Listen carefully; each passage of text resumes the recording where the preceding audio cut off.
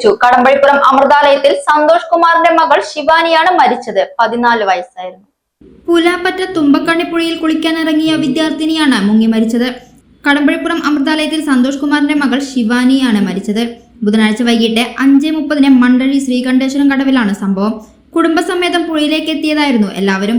പുഴയിൽ കളിക്കുന്നതിനിടെയാണ് കുട്ടി കയത്തിലകപ്പെട്ടത്. ഉടൻ വീട്ടുകാരും സമീപത്തുണ്ടായിരുന്നവരും തിരച്ചിൽ നടത്തുകയും കുട്ടിയെ കണ്ടെത്തി ആദ്യം ശ്രീകൃഷ്ണപുരം സ്വകാര്യ ആശുപത്രിയിലും തുടർന്ന് മണ്ണാർക്കാട് സ്വകാര്യ ആശുപത്രിയിലും എത്തിച്ചു. എന്നാൽ ജീവൻ രക്ഷിക്കാനായില്ല.